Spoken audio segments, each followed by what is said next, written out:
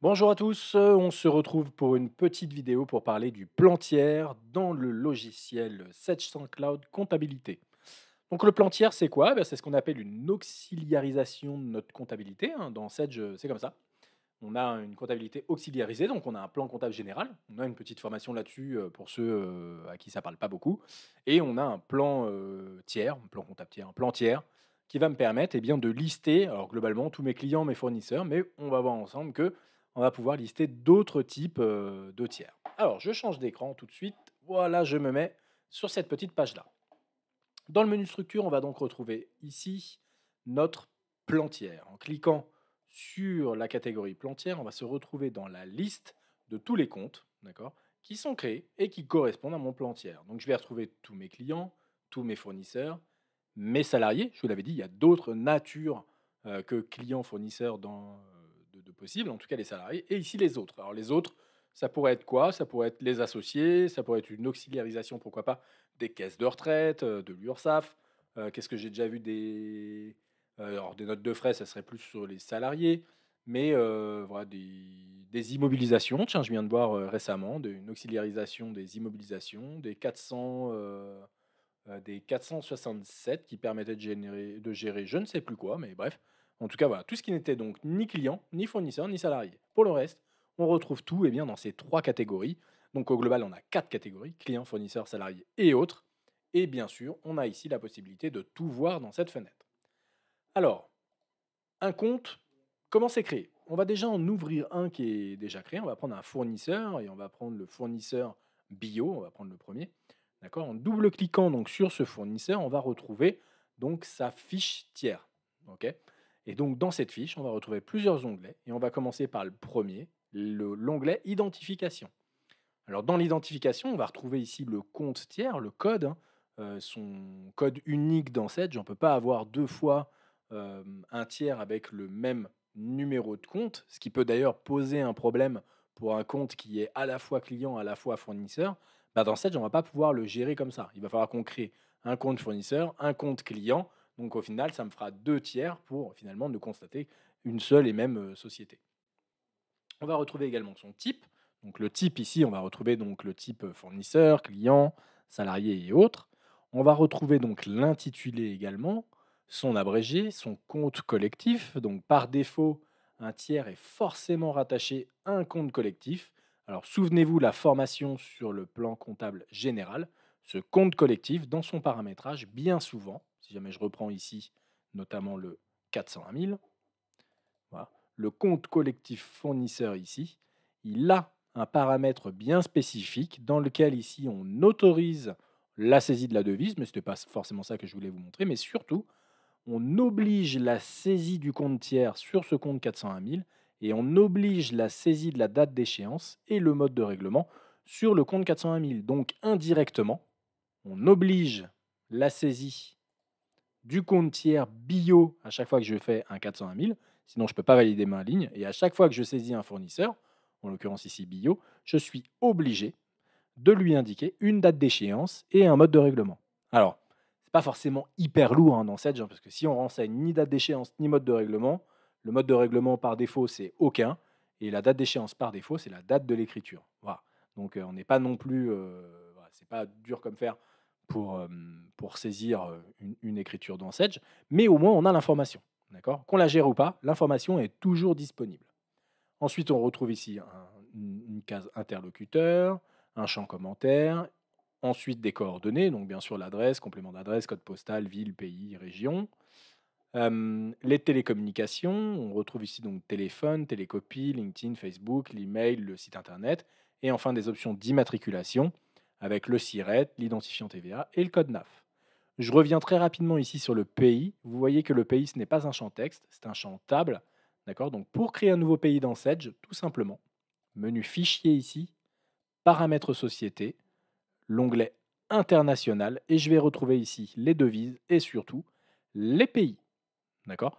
Donc pour créer un nouveau pays, ajouter, et ensuite vous allez pouvoir ici ajouter votre pays. Alors pour tout ce qui est code pays, code DEI, code ISO 2, on verra ça dans une petite vidéo séparée dans laquelle on reprendra un petit peu tout ça. OK. Ensuite, les contacts. Par défaut, on peut créer autant de contacts que l'on veut sur un compte tiers. Donc, ici, vous voyez, hein, j'ai créé un contact. Donc, en double-cliquant dessus, je vais avoir maintenant la fiche du contact qui est rattachée à mon fournisseur bio. Et donc, le contact, ici, c'est Madame Lazarus, Sarah, le service comptabilité fournisseur. Et sa fonction, c'est adjoint comptabilité. Je peux y retrouver des numéros de téléphone, télécopie, LinkedIn, portable, et ainsi de suite, bien sûr, pour pouvoir communiquer plutôt avec cette personne plutôt qu'avec le standard téléphonique de l'entreprise. Je retrouve également ici un onglet banque qui va notamment me permettre, alors plusieurs choses, hein, si on ne parle que de Sedge, bah, notamment pour faire fonctionner Sedge moyen de paiement, pour pouvoir envoyer un virement à mon fournisseur, pour pouvoir prélever un client, voilà, pour plein de choses comme ça, eh bien, je vais avoir ici intérêt à remplir cette petite constante, notamment de renseigner les différentes banques de mes fournisseurs, de mes clients, de mes salariés, et j'en passe, bien évidemment, pour leur faire des virements, les prélèvements et ainsi de suite. D'accord? Mais autre fonction, avec cette automatisation comptable et ou avec, Ifacto, pour ne parler que ces 2 logiciels-là, on va avoir notamment un contrôle qui va se faire sur le RIB. Si donc c'est pour la petite info, hein, Sage Automatisation Comptable et ou Ifacto sont des logiciels donc, de d'ossérisation. C'est donc une GED, voilà, une gestion documentaire, qui va vous permettre, de digitaliser finalement vos factures pour pouvoir les classer, soit sur votre serveur, soit sur un espace cloud, peu importe, mais surtout qui va donc, automatiser la saisie comptable à votre place, d'accord? Et dans cette saisie comptable et dans l'automatisation, on a un contrôle d'IBAN, un contrôle RIB qui va me permettre, de contrôler le RIB présent sur la facture et celui présent dans Sedge. Et en cas d'anomalie, en cas de différence, vous avez une alerte dans l'un de ces 2 logiciels, voilà, donc directement, qui va vous permettre de voir, soit que le RIB dans Sedge n'est plus bon, soit que le RIB sur la facture n'est pas bon, et ensuite, d'en déduire et d'éviter, les différentes conséquences. On retrouve ici un onglet champ libre, donc dans lequel on va pouvoir ici, obtenir, créer des informations libres. Alors à nouveau, hein, je répète le petit laïus que j'ai fait sur le plan comptable général. Les champs standards de Sage, c'est ce qu'on appelle des champs système, ceux qui sont créés par Sage.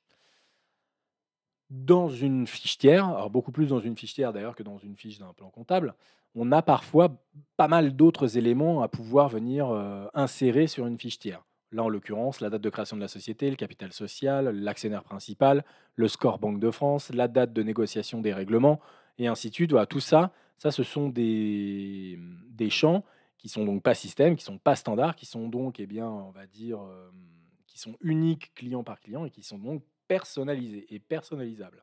On utilise donc une fonction dans Setch qui s'appelle les informations libres, qui va vous permettre de créer jusqu'à 69 champs complémentaires uniquement pour les fichetières. Ensuite, le bloc-notes, qui va vous permettre ici de prendre des notes. Des champs statistiques. Alors pareil, on peut créer plusieurs champs statistiques qui vont me permettre, notamment dans Sedge, de pouvoir faire des éditions en fonction de ces champs statistiques. Et enfin, une catégorie documents rattachés, voilà, qui est plus beaucoup utilisée parce que maintenant, il y a quand même les GED qui fonctionnent bien au travers de Sedge. Mais bon, le petit exemple toujours, hein, j'ai un fournisseur, j'ai négocié des tarifs, préférentiels avec lui. Il m'envoie un mail avec un PDF, derrière signé un contrat ou je ne sais pas trop quoi, m'indiquant, lesdits, tarifs préférentiels. Je peux récupérer ce PDF-là et venir le stocker à ce niveau-là dans les fichiers. Donc vous voyez ici, un test.xls. Hop, voilà. Je mets ici mon fichier Excel à disposition, par exemple, directement dans ma fichetière. Ça me permet de l'avoir rangé sur mon serveur, mais surtout de retrouver la trace, un peu quand je veux, parce que c'est toujours un peu le problème quand on range un document, sur un serveur ou ailleurs. C'est pas forcément de le ranger le problème, c'est surtout de le retrouver plus tard. Donc voilà, donc là, ici, on n'a pas le problème. On retrouve un champ solvabilité, donc dans lequel on va pouvoir automatiser une gestion de la solvabilité. Alors bien évidemment, ça marche très très bien quand derrière on a cette gestion commerciale. Mais voilà, en tout cas, on comprend bien l'attrait de la solvabilité avec un encours autorisé, le solde comptable, les échéances, les dépassements en cours, est-ce que j'ai de l'assurance crédit ou pas, le risque réel. Et en fonction de tout ça, je vais lui mettre un code risque. Et en gros, est-ce que dans cette gestion commerciale, je peux livrer en l'occurrence ce client, là on est sur un fournisseur, mais en l'occurrence le client en question, ou bien est-ce que je bloque les livraisons sur ce client. Et ensuite, des éléments ici de paramètres, donc des conditions de paiement, donc dans lequel je vais pouvoir ici eh bien, taguer qui est l'acheteur de ce compte, d'accord? Quel est le compte tiers payeur de ce compte? Donc, on a également la possibilité de gérer des comptes tiers payeurs. Les conditions de règlement liées à ce fournisseur, donc par exemple ici paiement en 3 fois, donc ça m'automatise un peu ma saisie comptable, et ainsi de suite. Ensuite, des options de traitement. Je vais pouvoir affecter à un tiers un modèle de saisie en particulier, d'accord? Et ensuite, des paramétrages de saisie. Est-ce que c'est un tiers qui est saisi dans une devise bien particulière? Est-ce que je veux lui insérer un raccourci? Et enfin, est-ce que j'automatise le lettrage automatique? Est-ce que j'automatise les écritures multi-échéances? Est-ce que je mets en sommeil? N'oubliez pas, dans cette, je ne peux pas supprimer un compte lorsqu'il a déjà été utilisé. Donc, en l'occurrence, on le met en sommeil afin qu'il n'apparaisse plus dans les listes disponibles pour l'utilisateur final et tout en conservant, eh bien, les historiques qui ont été saisis sur ce compte. Et enfin, là, c'est plus lié au CRM derrière, mais est-ce que j'exclus ce client en général plus à des traitements, à des fins marketing? Les rappels, est-ce que ce client, ce fournisseur, on va dire plutôt ce client pour les rappels, est-ce qu'il est exclu et ou inclus, enfin ou inclus d'ailleurs, pas et ou inclus des rappels relevés que je peux éditer depuis Sedge Comptabilité. Sedge Facture, donc on verra ça dans une formation dédiée à Sedge Facture. Et enfin, des options d'impression dans lequel pour chaque tiers, je peux ici venir insérer des modèles d'impression uniquement pour ce compte-là. Donc des modèles d'impression pour l'extrait de compte, pour les réglementaires, pour les relevés, et également des modèles de mail pour les extraits de compte, les réglementaires et les relevés. Donc ça peut être très pratique, notamment pour des tiers bien particuliers sur lesquels on n'a pas tout à fait les mêmes envois. Alors je ne parle pas des fournisseurs étrangers ou pas, parce que ça on le gère notamment ici au travers de la langue, donc la langue aucune, la langue 1, la langue 2. On peut gérer jusqu'à 3 langues dans Sedge. Donc voilà, en tout cas, voilà les options d'impression que l'on peut faire dans Sedge. Ensuite, on va retrouver ici un petit bouton qui va me permettre bien, d'atteindre la gestion de mon compte fournisseur. Donc le fait ici de cliquer sur le bouton Gérer, ça revient au même que de cliquer sur le menu Traitement et la gestion des comptes tiers. Ici, je retrouve mon fournisseur bio. Si je le sélectionne, je retrouve la liste ici des écritures comptables qui ont été passées donc, dans cet exercice sur ce compte. Ok, donc ça, c'était le petit bouton Gestion. Un petit bouton courrier ici qui va vous permettre de lui envoyer un courrier en fonction d'un modèle, hein. D'accord, là, je n'ai pas forcément de modèle, mais voilà. Et enfin, la traçabilité. Donc ça, c'est pas pour tout le monde, l'historique des modifications, des suppressions. C'est notamment, on va dire, souvent pour les administrateurs, même que pour les administrateurs. Ou ici, eh bien, on va pouvoir suivre qui a fait quoi sur ce compte, qui a modifié, créé, supprimé, et ainsi de suite. Et idem au niveau des banques tiers. D'accord, donc ça, ça peut être pas mal, hein. C'est un peu du flicage, mais finalement, c'est là pour ça. Donc voilà. Quand on a une question un peu dans ce style, eh bien, on a la réponse, en tout cas, dans cette fenêtre. Voilà donc pour la création d'un compte tiers. En tout cas, voilà pour une fiche tiers. On n'a pas vu comment le créer, mais pour le créer, c'est pas bien compliqué. Deux possibilités à nouveau. Soit je le crée depuis la liste des tiers, donc c'est-à-dire menu structure, plan tiers. Donc là, je me suis trompé. Plan tiers, voilà. Donc dans lequel ici, je vais pouvoir cliquer sur nouveau. OK. Et c'est parti. Ici, je vais générer mon nouveau compte tiers. Ici, je vais créer mon type, client, fournisseur, salarié, autre. Juste une indication sur le compte tiers, on peut également automatiser, par exemple, incrémenter la création des codes tiers et ainsi de suite. D'accord, ça c'est possible dans Sedge. Il n'y a pas de problème à ce niveau-là. C'est un petit paramétrage qu'il faut faire en particulier. Si ça vous intéresse, vous me laissez un petit commentaire en bas de la vidéo et je vous le montrerai bien volontiers. Donc on retrouve ici toute cette fiche et ensuite, une fois qu'on a rempli les informations d'identification, on a accès aux autres volets. Alors j'insiste sur un point bien particulier. Aujourd'hui, on est quand même dans une ère où Sedge s'ouvre énormément sur l'extérieur, notamment, je pense à la GED avec Sedge Automatisation Comptable et oui, Facto. Je vous invite vraiment à ce niveau-là à renseigner le maximum d'informations sur vos fournisseurs ou sur vos clients. Donc là, plus sur le fournisseur, parce que j'étais plus dans Sedge Automatisation Comptable et Facto. Plus vous allez avoir ici d'éléments de renseignement, plus la reconnaissance des comptes tiers dans ces logiciels, dans les GED, va être simplifiée pour les différents éditeurs, pour les différents logiciels. D'accord, plus on a d'infos, plus on arrive à recroiser des infos et donc à trouver automatiquement des fournisseurs. Si vous avez juste ici le compte tiers et son intitulé, globalement, vous avez peu de chances que cette automatisation comptable et oui facto vous retrouve le bon fournisseur du premier coup. Voilà, il y a peu de chance. Donc, première solution pour créer un compte tiers, menu plan tiers nouveau, ou bien sûr, et c'est même d'ailleurs souvent plus le cas, journaux de saisie. Je suis en train de saisir un achat. Je me retrouve devant une facture, je ne connais pas le fournisseur. D'accord. Donc ici, je vais, voilà, le numéro de facture, c'est la F 005. Oui, alors là, je suis sur une écriture, pardon. Hop, je vais reprendre une nouvelle écriture. Voilà. Donc, idem F 005. Mon compte tiers, c'est formation BLC. Bien évidemment, il n'existe pas dans ma liste des comptes tiers. Quand je vais tabuler sur formation BLC, tout de suite, je vais avoir ici la liste des fournisseurs. Pourquoi uniquement des fournisseurs? Parce que j'étais dans un journal des achats, hein, j'aurais été dans un journal des ventes, j'aurais eu la liste des clients. Voilà, c'est bien fait, c'est un petit peu intelligent quand même. Mais ici, je vois que mon fournisseur formation BLC n'existe pas. Et bien, j'ai la possibilité ici de cliquer sur l'onglet Nouveau.